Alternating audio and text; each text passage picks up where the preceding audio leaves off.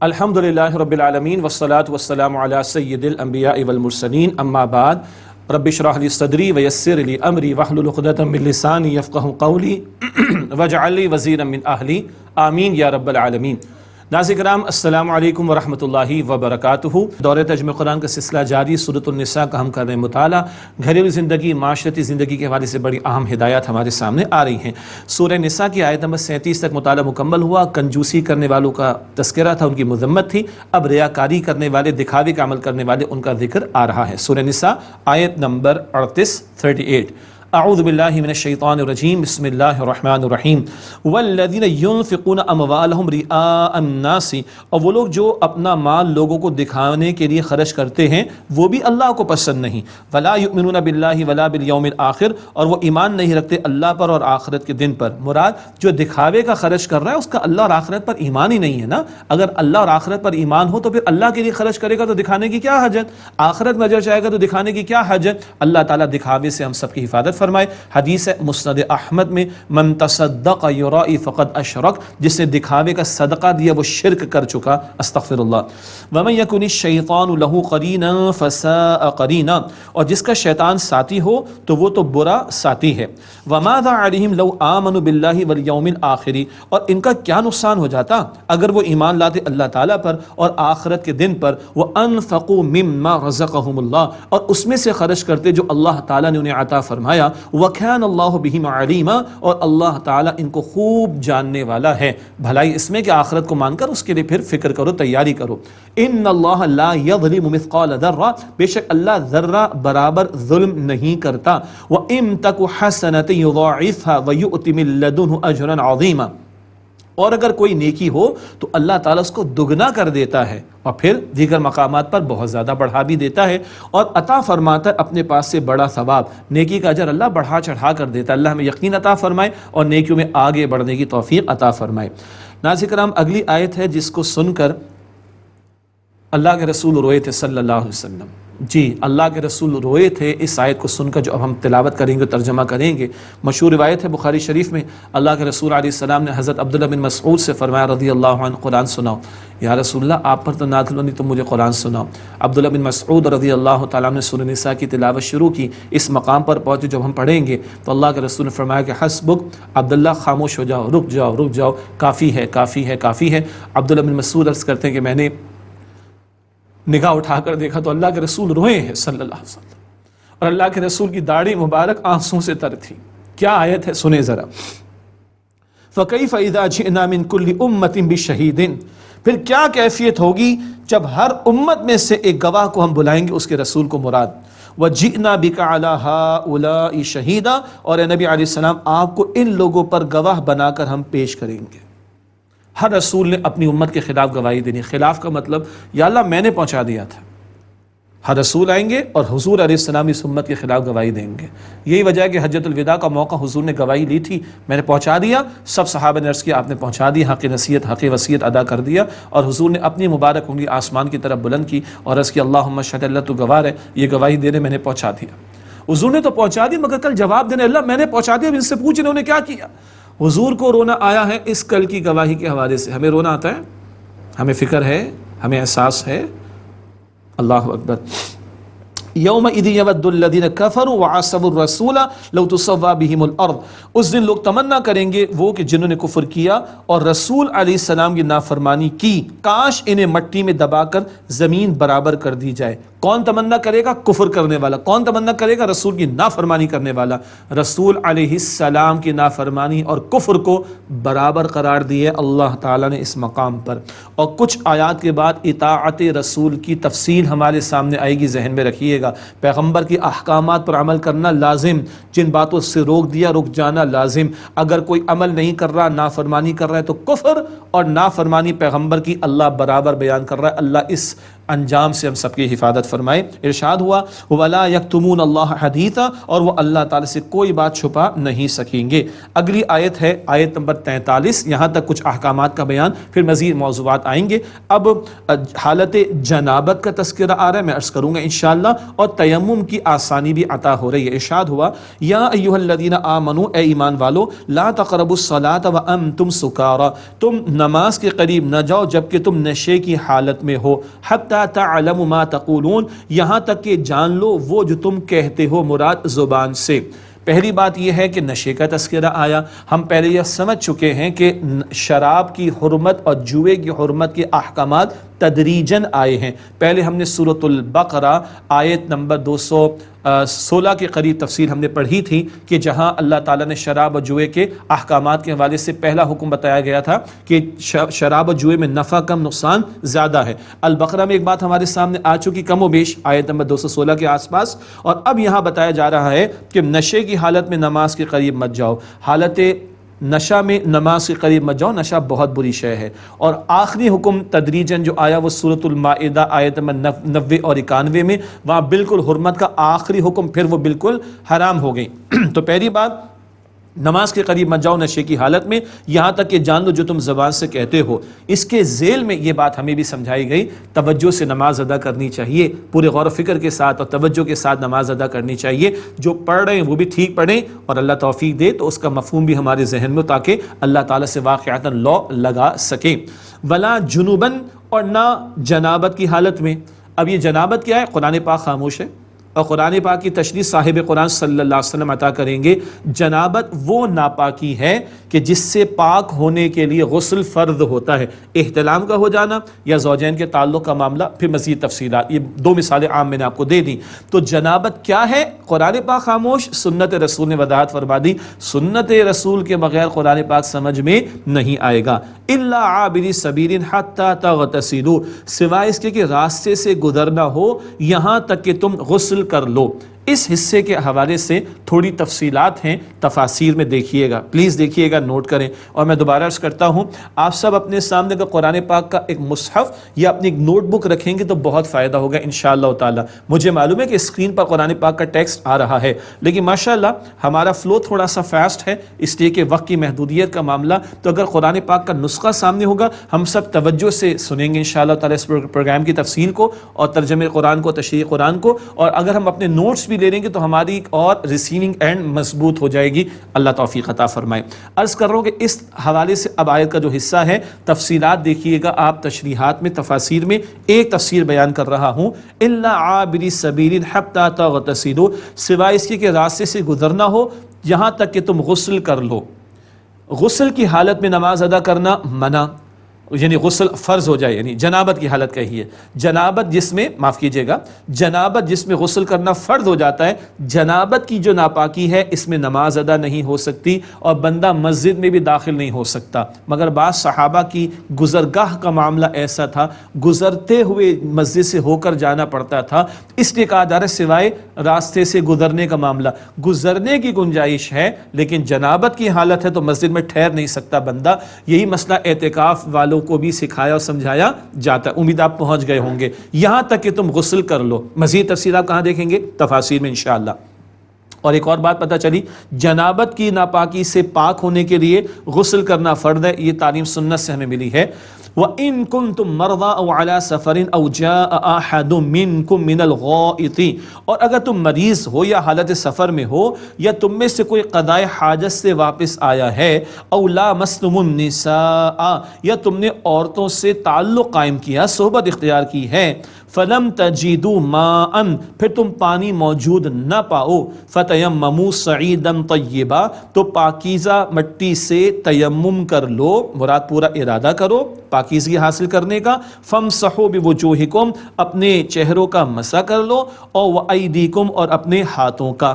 اب یہ ہے جو تیمم کی اجازت اس امت کو عطا ہوئی، نبی علیہ السلام جو شریعت لے کر آئے بڑی رحمت ہے، پچھلی امتوں کو تیمم کی اجازت نہیں تھی، ہمیں دی ہے اللہ سبحانہ وتعالیٰ نے، اللہ اکبر۔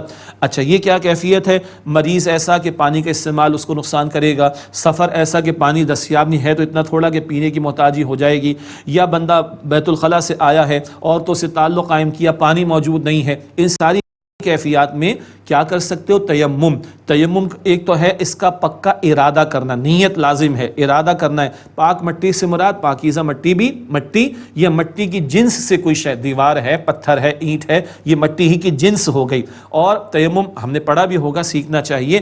نیت کر لی، پاکیزہ مٹی پر ہاتھ پھیرا، چہرے پر پھیر لیا، ایک ہو گیا. اور پھر پاکیزہ مٹی پر یا اس کی جنس، پتھر ہے، اینٹ ہے وغیرہ، اس پر ہاتھ پھیرا اور دونوں ہاتھوں پر کونیوں سمیت پھیر لیا، اس کو کہتے ہیں تیمم. اور دلچسپ نقطہ یہ ہے، وضو کی حاجت ہے یا غسل کی حاجت ہے، دونوں کے لیے تیمم کفایت کرے گا. البتہ مزید تفسیرات کہاں دیکھیں گے؟ تفاسیر میں انشاءاللہ تعالی. یہ اللہ تعالیٰ نے آسانی فرما دی. ان اللہ کان عفوا غفورا، بے شک اللہ تعالیٰ بہت معاف فرمانے والا، بہت بخشنے والا ہے. یہ 43 آیات مکمل ہوئیں. اکثر اہل ایمان سے متعلق امور اور شریعت کے کچھ احکامات اور معاشرتی زندگی، گھریلو زندگی کے بارے میں رہنمائی آ گئی. عرض کیا گیا تھا سورہ نساء کے آغاز میں اس سورہ میں سچے ایمان والوں کا تذکرہ بھی آئے گا، اہل کتاب کا تذکرہ بھی آئے گا، اور ایمان کے جھوٹے دعوے دار منافقین ان کا تذکرہ بھی آئے گا. اگلی چند آیات ہیں، یہاں آیت نمبر 44 سے لے کر آیت نمبر 57 تک، اس میں اہل کتاب کے حوالے سے کلام آ رہا ہے. بعض باتیں ہم پہلے بھی الحمدللہ پڑھ چکے ہیں. ارشاد ہوا، الم تر الی الذین اوتوا نصیبا من الکتاب یشترون الضلالۃ ویریدون ان تضلوا السبیل. کیا آپ نے لوگوں کو نہیں دیکھا جنہیں کتاب کا ایک حصہ دیا گیا، وہ اختیار کرتے ہیں گمراہی کو اور چاہتے ہیں کہ تم راستے سے مسلمانوں بھٹک جاؤ. گمراہی کیا اختیار کی؟ دنیا کے چند ٹکوں کی خاطر حق کو رد کیا، اور مسلمانوں کے بارے میں بھی چاہتے کہ وہ بھی رائے حق سے ہٹ جائیں. واللہ اعلم باعدائکم، اور اللہ تمہارے دشمنوں کو خوب جانتا ہے. وکفی باللہ ولیا وکفی باللہ نصیرا، اور اللہ تعالیٰ کافی ہے بطور کارساز، اور اللہ کافی ہے بطور مددگار. من الذین ہادوا یحرفون الکلم عن مواضعہ، اور بعض یہودی لوگ ہیں جو کلمات کو ان کے مقام سے بدل دیتے ہیں، تبدیلی کر دیتے ہیں. وَيَقُولُونَ سَمِعْنَا وَعَصَيْنَا، اور وہ کہتے ہیں ہم نے سنا اور ہم نے نافرمانی کی. یہ باتیں ہم پہلے پڑھ چکے. وَاسْمَعْ غَيْرَ مُسْمَعِينَ، اور کہتے ہیں کہ سنیے اور پھر کہتے آپ کو سنوایا نہ جائے. معاذ اللہ، یہ بد دعا کے کلمات کہتے تھے، معاذ اللہ آپ کو سنوایا نہ جائے. یہ حضور علیہ السلام کی شان میں گستاخیاں کرتے تھے، معاذ اللہ.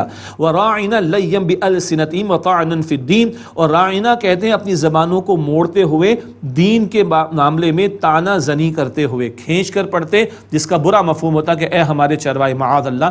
یہ بات بھی البقرہ میں آ گئی. یہ تھے گستاخ یہودی جن کا ذکر ہے. اللہ تعالیٰ فرما رہا ہے، وَلَوْ أَنَّهُمْ قَالُوا سَمِعْنَا وَأَطَعْنَا وَاسْمَعْ وَانظُرْنَا لَكَانَ خَيْرًا لَهُمْ وَأَقْوَمَ، اور اگر وہ کہتے کہ ہم نے سنا اور اطاعت کی، اور کہتے کہ سنیے اور ہم پر نظر کرم فرمائیے، تو یہ ان کے لیے بہتر ہوتا اور زیادہ درست ہوتا. وَلَكِنْ لَعَنَهُمُ اللَّهُ بِكُفْرِهِمْ، لیکن اللہ تعالیٰ نے ان کے کفر کی وجہ سے ان پر لعنت کر دی. فَلَا يُؤْمِنُونَ إِلَّا قَلِيلًا، پس وہ تھوڑا ہی ہے جو ایمان لاتے ہیں، اکثر کفر پر اڑے ہیں. یا ایھا الذین اوتوا الکتاب آمنوا بما نزلنا مصدقا لما معکم، اے اہل کتاب ایمان لاؤ اس پر جو ہم نے نازل کیا، اس کی تصدیق کرنے والا ہے جو تمہارے پاس ہے. قرآن پچھلی کتابوں کی تصدیق کرتا ہے. من قبل ان نطمس وجوہا، اس سے پہلے کہ ہم بہت سے چہرے مٹا ڈالیں، یعنی مسخ کر دیں. فنردها علی ادبارها، یا پھر ان چہروں کو، اور فنردها علی ادبارها، پھر ان چہروں کو الٹ دے ان کی پیٹھ کی طرف، الٹا دے اللہ تمہیں. ڈرو اس دن سے، اللہ اکبر، ڈرو اس عذاب سے. او نلعنهم کما لعنا اصحاب السبت، یا ان پر لعنت ہم کریں جیسے کہ ہفتے والوں پر لعنت کی. اصحاب سبت، ہفتے والے، ان کا واقعہ سورۃ الاعراف کے 21ویں رکوع میں انشاءاللہ ہمارے سامنے آئے گا، وہاں تفصیل آئے گی. وَكَانَ أَمْرُ اللَّهِ مَفْعُولًا، اور اللہ تعالیٰ کا حکم پورا ہو کر رہنے والا ہے. اگلی آیت میں شرک کی ممانعت کا تذکرہ فرمایا، إِنَّ اللَّهَ لَا يَغْفِرُ أَن يُشْرَكَ بِهِ، بے شک اللہ تعالیٰ اس بات کو معاف نہیں فرمائے گا کہ اس کے ساتھ کسی کو شریک کیا جائے. وَيَغْفِرُ مَا دُونَ ذَلِكَ لِمَن يَشَاءُ، ہاں اس کے سوا جس گناہ کو چاہے گا معاف فرما دے گا، شرک کی معافی نہیں. یاد رہے، ایک ذرا حساس نقطہ ہے، یاد رہے مزید، لائسنس ٹو کل نہیں ہے. اگر آدمی مشرک تھا، سچی توبہ کر لے تو معاف ہو جائے گا نا. تو بقیہ گناہوں کا امکان ہے کہ بغیر توبہ اللہ چاہے تو معاف فرما دے. شرک کی معافی بغیر توبہ کے نہیں ہے. یہ لائسنس ٹو کل مگر نہیں ہے، ذہن میں رکھیے گا. اللہ تعالیٰ اس بات کو نہیں معاف فرمائے گا کہ اس کے ساتھ کسی کو شریک کیا جائے. ہاں اس کے سوا جس گناہ کو چاہے گا معاف فرما دے گا. وَمَن يُشْرِكْ بِاللَّهِ، اور جسے اللہ تعالیٰ کا شریک ٹھہرایا، فَقَدِ افْتَرَىٰ إِثْمًا عَظِيمًا، پس اس نے بڑا گناہ یعنی بہتان باندھ لیا. یہی بات آگے چل کر آیت نمبر 116 میں بھی آئے گی. تھوڑا سا کلام وہاں پر کر لیں گے شرک کیا ہوتا ہے۔ اللہ تعالیٰ شرک کی ہر قسم سے میری آپ کی ہم سب کی حفاظت فرمائے۔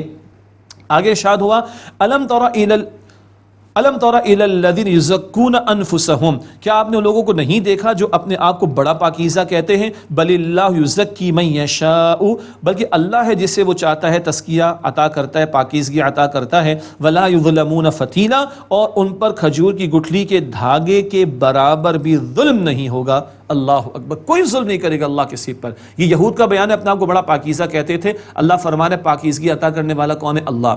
ہم بھی دیکھ لیں، چند نمازیں، چند روزے، چند حج عمرے، چند قربانیاں، چند صدقات کی باتیں، اس کے بعد ہمیں غرہ دھوکہ تو نہیں ہو جاتا ہم بڑے نیک ہیں، بڑے پارساں ہیں؟ استغفر اللہ۔ یہ تزکیہ کون عطا کرتا ہے؟ اللہ۔ یہ نیکی کی توفیق کون دیتا ہے؟ اللہ۔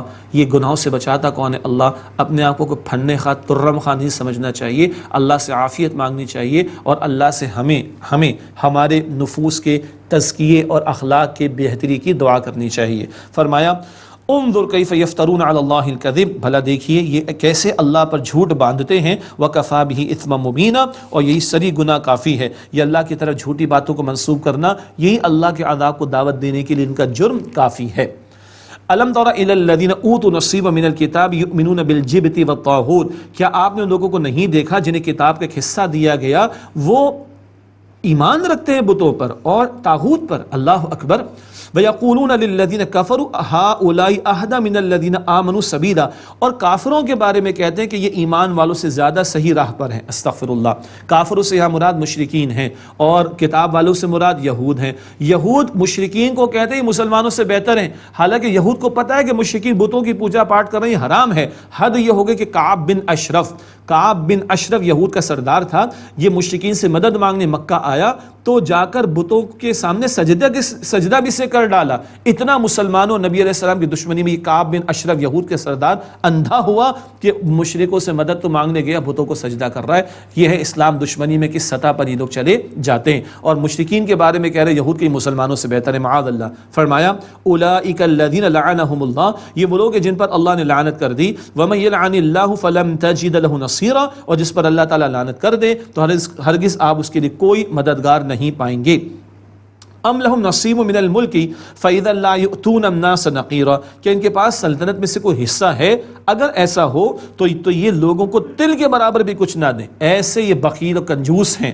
ام یحسدون الناس علی ما آتاہم اللہ من فضلہ، یا وہ لوگوں سے اس پر حسد کرتے ہیں جو اللہ تعالیٰ نے انہیں اپنے فضل میں سے دیا۔ وہی بات بنی اسماعیل میں نبوت کیوں چلی گئی؟ اب اللہ فرما رہا ہے فقد آتینا آل ابراہیم الکتاب والحکمت وآتیناہم ملکا عظیما، پس ہم نے عطا کی آل ابراہیم کو کتاب اور حکمت، اور ہم نے انہیں بڑی سلطنت عطا کی۔ اللہ تعالیٰ نے تسلسل جاری رکھا، اور اسی تسلسل میں اب بنی اسماعیل میں محمد مصطفیٰ کریم صلی اللہ علیہ وآلہ وسلم کو اللہ تعالیٰ نے نبوت عطا فرمائی۔ فَمِنْهُمْ مَنْ آمَنَ بِهِ وَمِنْهُمْ مَنْ صَدَّ عَنْهُ، پھر ان میں سے کوئی اس پر ایمان لے آیا اور ان میں سے کسی نے اس سے رخ پھیر لیا۔ وَكَفَى بِجَهَنَّمَ سَعِيرًا، اور جہنم کافی ہے بھڑکتی ہوئی آگ کے طور پر۔ اللہم اجرنا من النار، اے اللہ ہم سب کو آگ کے عذاب سے محفوظ فرما۔ ناظرین کرام، اگلی آیت یہ قرآن پاک کا ہلا دینے والا ایک مقام ہے۔ لوگ مشہور جملے کہتے ہیں مولوی صاحب ڈراتے ہیں، مفتی صاحب ڈراتے ہیں، چھوڑ دیں مفتی صاحب اور مولوی صاحب کو، اللہ تعالیٰ کی بات کو سن لیں۔ اللہ نے ڈرایا جو اللہ رحمان و رحیم ہے۔ کیوں ڈرایا؟ تاکہ ہم ڈر کر جہنم سے خوف رکھیں اور وہ کرتوت نہ کریں جو جہنم کی طرف لے جانے والے۔ بہت سخت عذاب کا بیان۔ ان الذین کفروا بآیاتنا سوف نصلیہم نارا، جن لوگوں نے بے شک ہماری آیات کا انکار کیا انہیں ہم عنقریب آگ میں ڈالیں گے۔ کلما نضجت جلودہم بدلناہم جلودا غیرہا لیذوقوا العذاب، جس وقت ان کی کھالیں جل کر پک جائیں گی ہم اس کے علاوہ دوسری کھالیں بدل دیں گے تاکہ وہ عذاب کا مزہ مسلسل چکتے رہیں۔ ان اللہ کان عزیزا حکیما، بے شک اللہ سبحانہ و تعالی غالب ہے، حکمت والا ہے۔ ایک مرتبہ کھال جلے گی، بعد دوسری مرتبہ کھال دی جائے گی، بار بار کھال دی جائے گی تاکہ جلنے کے عذاب کو چکتے رہیں۔ وہ ایک شخص تھا، مسلمان ہو گیا اور اس نے ریسرچ کی اور اس کو یہ آیت پتہ چلی تو اس نے کہا یہ کسی انسان کا کلام نہیں ہو سکتا۔ کیا بات تھی؟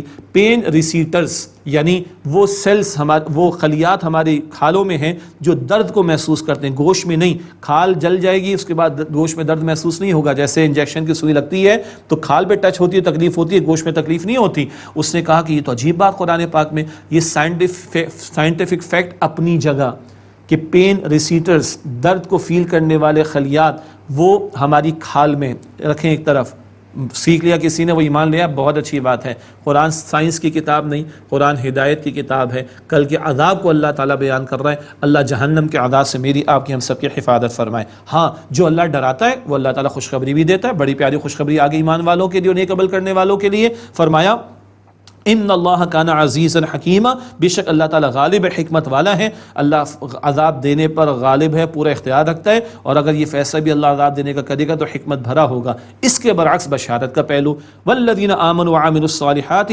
سندخلهم جنات، جو لوگ ایمان لائے اور انہوں نے نیک اعمال کیے، ہم ان قریب انہیں باغات میں داخل کریں گے۔ ایمان لا کر نیک عمل بھی کرنے ہیں، کلمے پڑھ کر بیٹھنے نہیں ہے، خالی ایمان لانا اور نیک عمل کرنا، دونوں کی بات اللہ تعالیٰ بیان فرما رہے ہیں۔ سندخلهم جنات، ہم ان قریب انہیں باغات میں داخل کریں گے، تجری من تحتها الانہار، جن کے نیچے نہریں رواں ہیں، خالدین فیہا ابدا، ان میں ہمیشہ ہمیشہ رہیں گے، لہم فیہا ازواج مطہرہ، ان کے لیے ان میں پاکیزہ بیویاں ہیں، وندخلہم ظلا ظلیلا، اور ہم انہیں گھنی چھاؤں کے سائے میں داخل کریں گے۔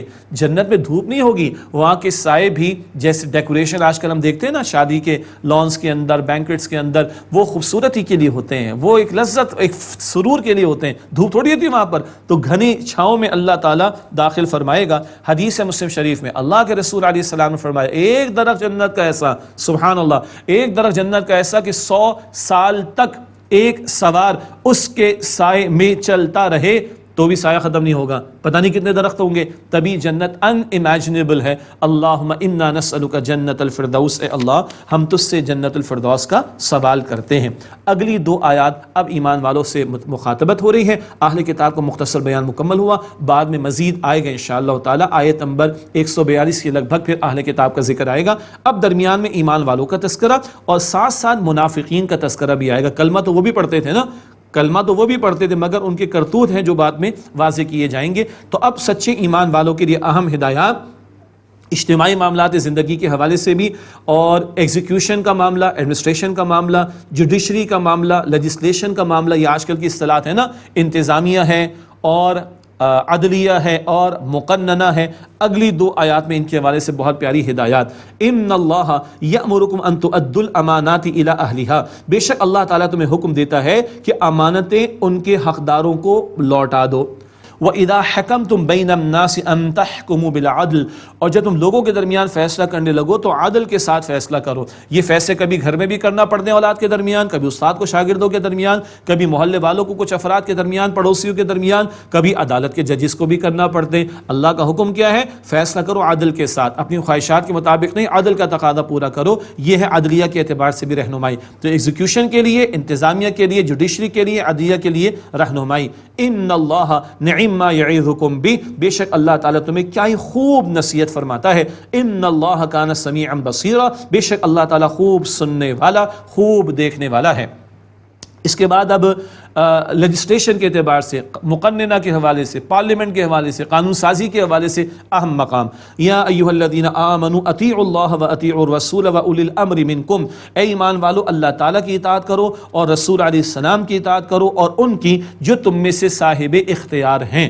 3 باتیں آئیں، اللہ تعالیٰ کی اطاعت، نمبر 2 رسول اللہ علیہ السلام کی اطاعت، اور اولی الامر کی یعنی صاحب اختیار کی۔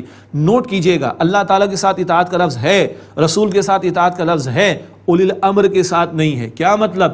اللہ تعالیٰ اور رسول علیہ السلام کی ہر بات کو ماننا ہے، بالکل آنکھیں بند کر کے، انکنڈیشنل، غیر مشروط۔